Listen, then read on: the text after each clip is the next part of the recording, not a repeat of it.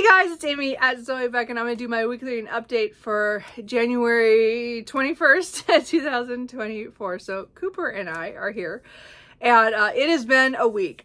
We had, as I said, I think last Sunday, I told you that we had snow and we had ice coming, and it came. I did not go to work on Monday, Tuesday, Wednesday due to weather, and mostly because of ice and because of where I work in the construction field that I'm in. We don't want trucks out on the road, and so they didn't want us out on the road, which was good. So I had those days off. That was not planned, or I didn't really want to use my PTO for that, but I did use some. I didn't use 3 days. I only used 2. So I'm gonna get a hit this next week on my paycheck, but I figure I didn't spend that much money because I was home all week. And then I did go to work Wednesday and Thursday. Unfortunately, on Tuesday afternoon, a water pipe burst on my brother's side of the duplex. So we are dealing with that. They are so backed up that I'm still waiting for somebody to come out and look at it. We have the water turned off, so my brother's been in and out here getting water and taking showers and things. So we're making do. We're very lucky it's only on one side and not both of us lost water. Or, luckily that it's just one side. But it happened in the garage, so there wasn't a lot of, there's no trouble with where he's living. It's just the garage it was wet and stuff. So we'll have to deal with the whole, after the plumber gets through, then we'll do mediation and insurance and all that stuff. I'm not looking forward to all that, but we will deal with that when finally a plumber can come. As I said, they're all really busy because this is in Oregon. We get cold temperatures, but not freezing cold temperatures for that long and that cold. And with snow and ice and all at the same time. And it happens, but it doesn't happen that frequently. So we never know what's going to happen. And we've been very lucky. This is the first time we've had a major problem. And again, we still have to take care of our fence that fell over during the windstorm at the beginning. So anyway, we got a couple of things to do. So we're doing fine, and he's doing fine. So as I said, he can come over anytime he wants over here. The only thing off is the water. So everything else is going okay. So I think that's kind of it. So this week was just kind of weird. I think because it was so unstructured and so kind of out of whack, I kept thinking I was going to get all this reading done because I was home. I played on my computer in the morning doing stuff that I was setting up for whatever I wanted or looking up stuff. And then I would spend all afternoon and evening watching booktube, on certain things, a lot of reading journals and stuff like that too. And then I just didn't read as much. So, and then I DNF'd a lot of stuff. So let's get into the book. Sorry for that opening, but it's been a week, I gotta say. We made it through, but we still have issues to deal with. Anyway, let's see here. So we're going to talk about the books that I read, the ones I'm in the middle of, and what I think I'm going to read in the next week. And then in the middle, I'm going to talk about my DNFs because they were all kind of like clustered. So because I kind of had quite a few. So if you guys haven't seen it, I did have a reading vlog for A Court of Thorns and Roses by Sarah J. Maas. This is my secret book that I decided that I am going to try to read the ACOTAR series. This again, I have a history with because of I bought this book before I joined YouTube, or BookTube, before I made my first video, and I tried it and I did not like it. I read only probably about 15-20 pages and I was like, no, this is not for me. And I gave it to my friend, the book. So I didn't have that copy anymore. And then, now that I've gotten a little better with Sarah J. Maas and I read the Crescent City series, and because of things that happened in that, I decided that I should really try this again. So I used Christmas money to buy the box set. And again, I have the video up of me reading this. So it actually went very well. I'm actually very surprised. I don't like this as much as I like Crescent City. I don't know if it's because this was written earlier or this is just definitely a much more fae book. While that book has a lot of different kind of creatures and it's more urban. And then this is more, normal fantasy, like, European fae kind of things. Anyway, but I did enjoy this. I was surprised by it in that I actually enjoyed it. I don't, again, I said, it's not like it's the best thing ever, but it was very bingeable. And again, it took me, it took me a little longer than I thought it would take for this book, but I really enjoyed the experience. Again, I have my video, and I will have that in the description box below if you haven't seen it, or you can go to my channel and get see it. It's just the video before this one. Anyway, so I don't think I really need to explain this one. This is following Farah, who kills a wolf in the woods, and turns out that it was a fae, and she is then taken as like an exchange for that life back to the Fae lands, and then that's where she deals with stuff there.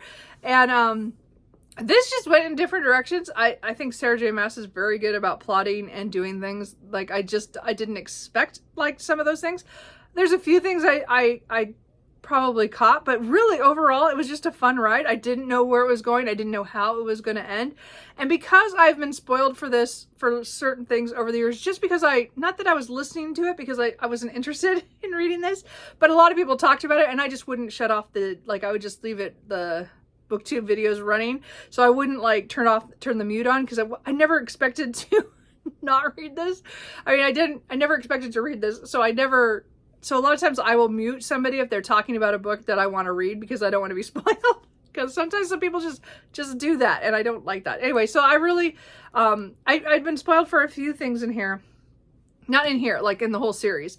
And so I'm really interested now to see how that all comes about after I've read this book. And now I really regret that I didn't get on the bandwagon when I read it the first time. But really, Sarah J. Maas and I just need to give her 50 to 70 pages into a book before I make a decision, because clearly after I got past that point, it was great. Like, I had no problem. And the same thing with the Crescent City books. I just have to give her some time.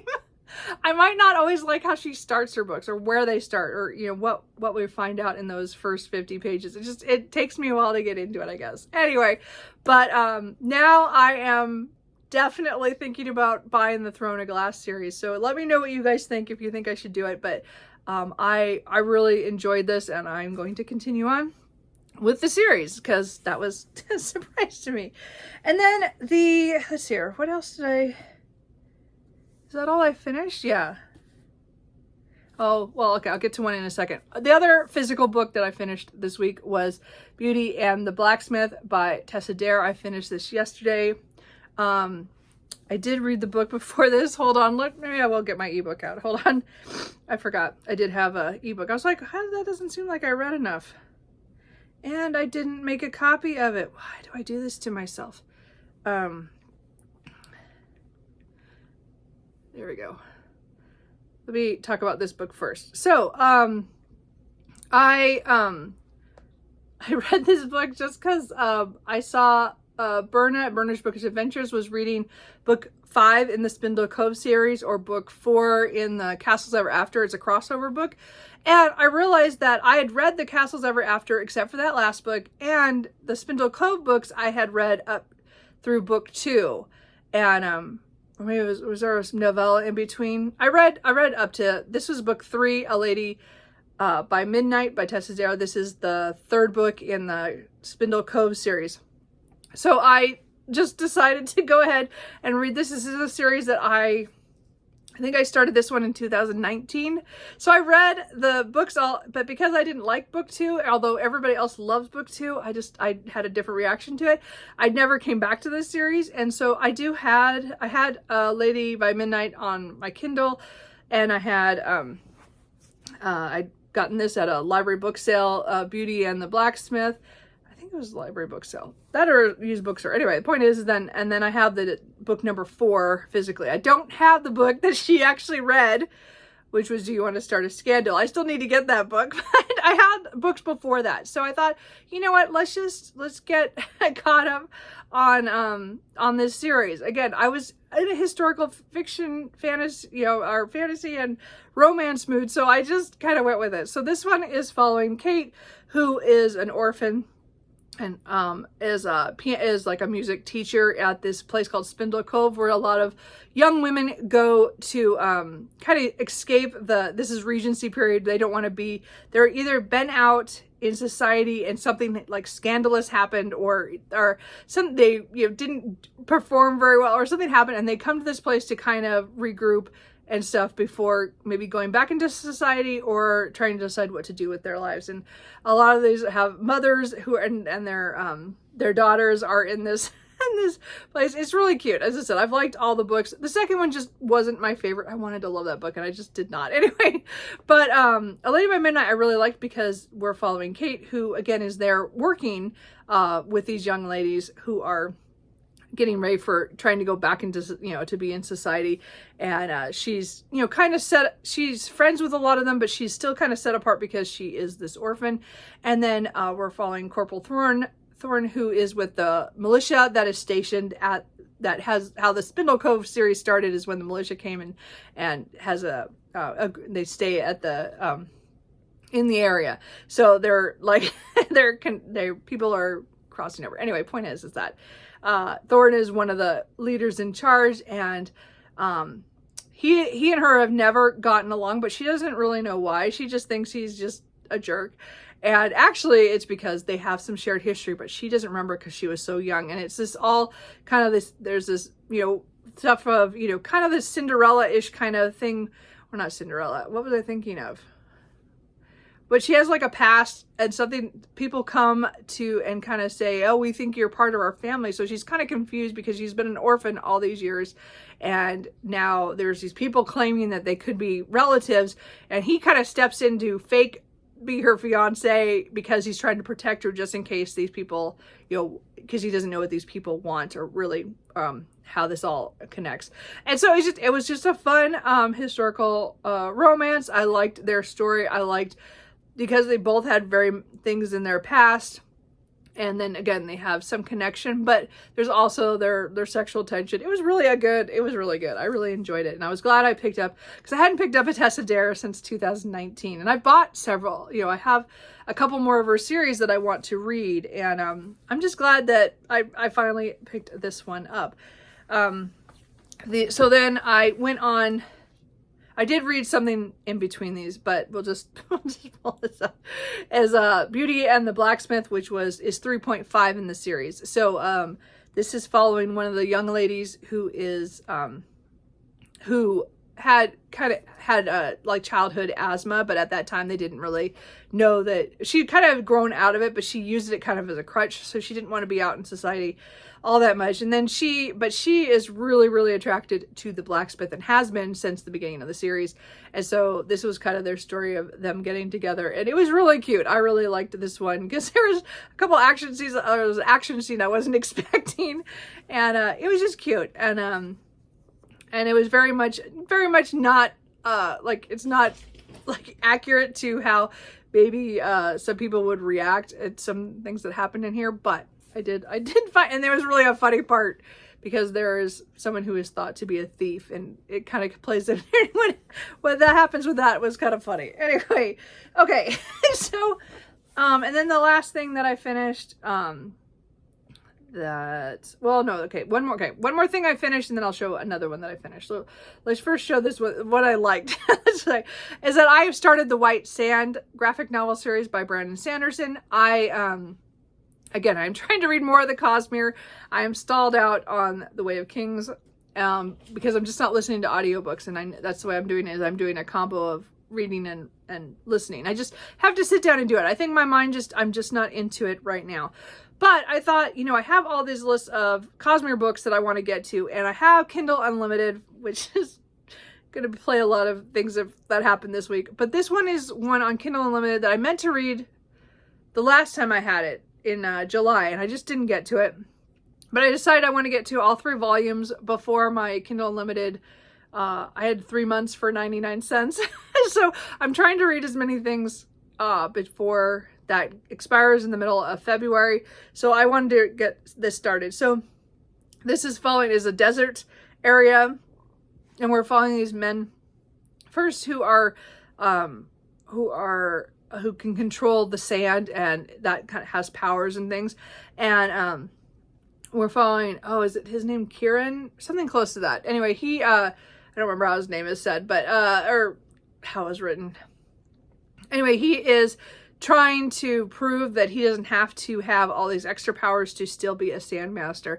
And while he is dealing with this trial, or finishing this trial up, and then they're all gathered for a ceremony for all of them, they are attacked. And then it's kind of the aftermath of what happens after this. So this gets very political with things going on in this world. And then we get this, there's the day side and the night side, and then there's these people who show up who are looking for something, some kind of a weapon of some sort, I think. And I was surprised to see them. That was kind of interesting. It was very different. That aspect of the world that popped up. I just wasn't expecting it. So I think there's good things to this or not. I'm not sure. I mean, again, the main character, he's kind of youngish for what he's trying to do because of the aftermath. I'm not sure how that's going to go, but I am interested enough to continue on, and I'm going to finish out the 3 volumes. So I will try to get to volume 2 in the next week or so. I'll just kind of space them out, because again, I do want to read some graphic novels, some series that I haven't got to or that I own. There's a couple that I want to get to, but this is one on KU I want to make sure I get done before I lose KU. So okay, so then talking about KU, so as I said, I have had it since I think it was around around Thanksgiving. They had their I don't know, it was a Black Friday sale, but I got it again for 99 cents for 3 months. So again, I do this every once in a while. If it's a cheap deal, I will do it for a few months, because I don't want to read too many KU books, because I have so many books to read that I own. And again, I got it before I decided to join the Read What You Own challenge, which I'm having a lot of trouble with. Anyway, now that we're a month and a half in, I'm having trouble. Anyway, but point is that I decided, because I was off after I finished A Court of Thorns and Roses, I was like, well, I could go into the next book, or as I said, I did later on pick up the Tessa Dare stuff.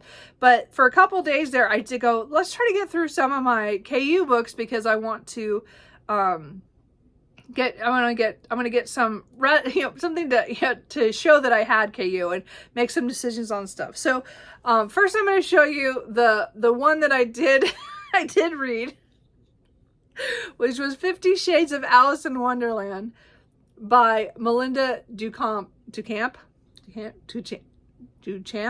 I don't know how you say her name. Anyway, and this is a fairy tale for adults, and this was just erotica. It was just straight out. Alice has a boyfriend who is not very good in the sack, let's put it this way, and she's young, and she's inexperienced too, and she doesn't know what to do, and she falls down a hole and goes to Wonderland, and it's just one sexual adventure after another, and again, it goes through the whole thing. So I guess there's a whole series of this books. I read the first one, and it was okay. It was pretty steamy. It was fun. It was just fun for that day. I enjoyed it. I hadn't read anything that erotic in quite a while. So then starting about my DNFs, I did DNF the second one because I didn't like it as much. So 50 Shades of Alice Through the Looking Glass just didn't do the same thing. It was mostly because it changes because of her going through the looking glass, but it wasn't the same. It was kind of more, there was more fun in the first one. I don't recommend these at all. I mean, if you're just looking for pure smut, those are what those are. I enjoyed them, the first one, but I'm not going to continue the series. This is already a series DNF. Like, I read one, DNF the second one, and we're not going on. So, there's not much else I can say about that one. So let's see. Okay, so I finished one and I DNF'd the other one. But the one I DNF'd first, which was really a disappointment, was Bonded by Thorns by Elizabeth Helen, which is the first book in the Beasts of the Briar series. I wanted to like this book. I got 170 pages into this, so I got 46% of the way through the novel, and I just got bored. I think it started out really interesting because it was starting out in the real world where this girl is kind of ostracized in her small little coastal town because her dad is obsessed with like fairies or the fae, saying that his wife was stolen by them of some sort, and he's for years spent all their money trying to go and find them. And well, she has some kind of, she's been stuck here in this small town and stuff, and everybody thinks that, you know, that she and her dad are kind of off. And her ex-boyfriend has now come back from after being away to college and, you know, gotten his degree. He's come back to take over the family business, and he is not the best kind of guy. Very, you can tell right off that their relationship was very abusive. And he just left her after, when he went to college. They broke up, and then, so she's been kind of stagnant since then. He comes back and he wants certain things from her, and then right when that's all happening, because I don't want to give away too much, is that her father is found to be missing, and they find his jacket all torn up in the woods, and so she goes running out to try to find him. And of course she comes across, there's this whole adventure. She finds that he has been captured by these creatures in this castle, and she pretty much gives up her freedom for his freedom so that he can leave, and then she promises to stay. And then it's very much a Beauty and the Beast retelling, with 4 men who are the princes of the seasons, like the winter, spring, summer, and autumn. And they're all trapped in they're not trapped in the house. They stay in this castle, which is kind of this focal point for the Fae. And again, it was really interesting, but they're stuck there because of a curse, and they have certain issues that happen at night. And then she's kind of stuck there. And so I was enjoying it, sort of, and then it just kind of kept going in.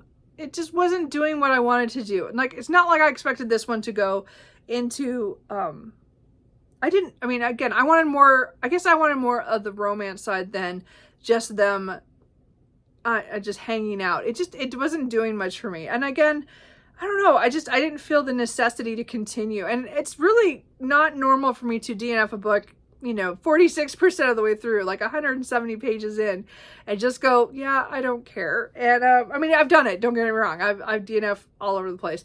But it was such a disappointment. So I know that a lot of people really like this series. I did not continue. I won't be continuing on.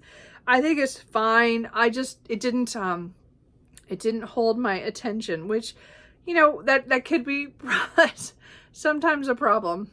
And then the other one is exactly the same thing. Another KU book, because again, I was trying to get through some, is I tried Cute But Psycho by Beatrix Hollow. So this is a series where, I can't remember her name. She is pretty much crazy, and she's stalking her therapist. And she breaks into his house and goes down into the basement and finds out he's a killer. And so it's like a serial killer romance, I guess. But I really wanted to like this. I mean, he's also kind of like, I don't know, he's some kind of creature or something. I can't remember if he's like for sure a vampire. There's some kind of creature involved. Anyway, so she of course knows now that he is a killer, and she's still turned on by this. But he pretty much wants to make her his Renfield, and she's like, no, I don't want to do that. And he pretty much has her committed because he doesn't want anybody to know that he was killing those people because of that. Anyway, point is, I think there's a lot of good to this too. I only made it about 40 pages, I think, so about 8% in, not very far, but I was kind of bored. Mostly because I don't read a lot of books from someone who's kind of crazy, from their POV quite that much. I guess it was a unreliable narrator to me in a way that, she had her thoughts. She just was crazy. She was just crazy. And I'm sure that it's good. It's supposed to be, I think it's a Why Choose series. I think there's going to be more guys in there because they're showing 3 up there. I don't know. I couldn't get that far. I just couldn't. I just couldn't do it. So my KU try this week was kind of a failure.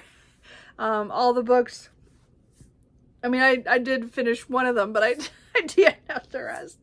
So real quick, let me just talk about the books that this one I might DNF. This is sad. So this is The Beekeeper's Apprentice by Lori R. King. And I'm not saying I'm dealing this up. This is because this is bad. So a lot of the KU books I didn't go along with just because maybe it was my mood. Maybe it's just I'm being really picky right now. This is written really well, and it's following Mary Russell as a teenager in 1915, and she meets Sherlock Holmes. He is just he's retired to the country, and he's become a beekeeper, and he kind of keeps up on his other stuff, but he's very more retired. And it's their meeting, and then him kind of grooming her in his techniques and stuff. And then she goes, and then it kind of does the next couple of years when she goes off to, I can't remember what college she goes to. I can't remember if she's Oxford or Cambridge. I really, right off the top of my head, I can't remember. Anyway, point is, she went to one of the colleges, one of the women's colleges around it. And again, it's during wartime, so there's a lot of, I think that's going to come into play later, because again, this is World War I. So this is written really well, and it's very much a coming of age story, the first 90 pages, which is what I read. But then I don't know, then it kind of gets episodic for a little bit on a couple of cases, which I kind of guessed that was going to happen. But it's just, I don't know, then it had my most hated thing. When it started the second section, the first page and a half, the 2 pages did my most hated thing, where it hints at what's coming, that if we had done something differently, or we didn't get involved in this, it would have not, these things over here wouldn't have worked out later in the 8 months from this time or whatever. And I hate that. I hate the older narrator looking back on what happened and then giving us hints of what's coming. I don't want that. It is one of my, as I said, it is my biggest pet peeve in books is, and it's a choice. It's a choice made by the author to hint at things where you don't need to hint at them. You're telling us a story. We know you're telling, again, it's a past tense, so we know it's a past tense things, but I don't like it when they say, hey, if we hadn't done this, then, later it's going to be important because of this. I'm like, you don't need to tell me that. I'm reading a novel. I'm going to figure that out. I don't need that. I hate the whole, if we had known thing, we would have done something differently. Well, yeah, everybody would have done that. Anyway, that's my biggest pet peeve. A lot of it. This book is written really well, except that it just hurt me right there at that. And I don't know if I want to continue on. The next section, or case or whatever, is the next 55 pages. So I might continue on at some point. This might go on my cart of shame for a while until I can get to it. I just don't know if I was just not in the mood after that. I was kind of upset, and I put it down. So again, it's a great mystery. Everybody talks about how great this mystery series is, but this first book, again, it just annoyed me that first when it did that. I mean, when it did that hinting. I just cannot handle that. Another book that I started, that I think I started it the week before last, but I am probably going to wait, come back to this. I only got 43 pages into Nettle and Bone by T. Kingfisher. I was enjoying it. I got the audiobook from the library, but it's going back tomorrow, and I'm just not going to listen to the audiobook. So I'm going to go back on the hold list, and I will come back to this one at some point. It just wasn't hitting right now. I did start Cruel Seduction by Katie Robert before I did all my KU books, but I just wasn't feeling it, which is why I went to the KU books to kind of try some different things. I got 75 pages in, and I will come back to this because, again, I love Katie Robert, and I do love the Dark Olympus series. This is book number 5, right? Yeah, 5.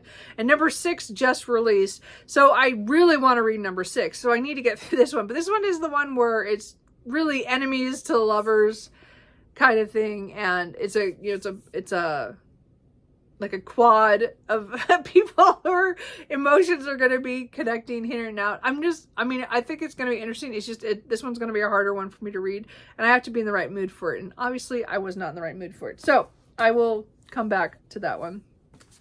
Again, I still have The Way of Kings. I'm still I'm about 200 pages from the end of this book, plus the 500 pages of the next book. So I am not doing well on my Way of Kings reading, except that, sorry, my nose, it's just, I have come to a decision that I do not need to force myself to read stuff, like, as I said, I want to read this and I'm going to get back to this. It's just right now I don't feel like it. My brain is on something else, which I will show you in a second. But the point is that I was going to force this next week to try to get this done by the end of January. And I'm not going to do that now. I've just decided this week kind of threw off what I planned to read. And it also threw off because I kept changing, and I did finish a couple of things, but nothing what I expected considering how much time I was off. And I've read a lot of pages that are for DNFs. So Way of Kings is still one I want to finish this year. So I got all year, but I'd really like to get through more of the Cosmere, which is why I started White Sand. But but I'm not going to force this when I'm not feeling in an epic fantasy mood. I have to just step back. So I do hope in the next week to pick that up again and start, because again, this is my immersion read. I listen to it and read along with it. So I do, because I am annotating or tabbing as I go kind of thing. But I'm not feeling this yet. And this last week I didn't feel like audiobooks at all. So we'll see what happens, but I will get back to this. But if we're going to be honest, what is calling to me right now and what I plan to read today in the first couple of days of this week is A Court of Mist and Fury by Sarah J. Maas. So I'm going to continue the ACOTAR series. So I did get some comments saying that I should not wait long after reading the first book to continue on, because it's that kind of series where you should just read them closer together, because you're going to lose interest if you don't, even though it's a fair series, like that. So I decided to pick up A Court of Mist and Fury last night after I finished a couple of my short things. So I got about 56 pages in it, so I'm not very far. So it's, this is a over 600 page book. So, that doesn't bother me. Anyway, the point is that I'm just getting into it. Things are already like, I was wondering how certain things would go, and because I was surprised where it started or what was happening when it started, and then it's already like changed. So I'm like, wow, I don't even know where this is going to go. And then we'll see how I feel. As I said, if I feel like picking up The Way of Kings after this, that's great. Cruel Seduction, maybe. But I'm almost, it'll depend how this ends and how I feel, because I know that everybody, this is most of their favorite books of this series. But I might just pick up Court of Wings of Ruin right afterwards. We will see. As I said, I might be binging the whole series to be ready for Crescent City. And again, as I said, I am almost tempted to buy Throne of Glass to start that series afterwards. So this might be like throw out all the TBRs or anything that I expect that I would read. Again, I don't have another buddy read until in February. I have those coming up, but we haven't decided which weeks they are yet. But that's the only 2 books I have to read in February. And I had this whole list of books I was going to read, but right now it might just be a Sarah J. Maas era. I'm not sure. We'll see what happens. Point is we'll see how this book goes. So I'm not positive, but I might pick up this one after that. And we'll see how far we get, because they're pretty good sized books and they're going to take me some time, because I have them all physically. And I do have to work this next week, back to normal, and we'll see how that goes. Anyway, so that is my bizarre week. It's not been a great week due to the house stuff with the weather and having off and being kind of trapped at home for days, but we survived. The cats loved it because I was home.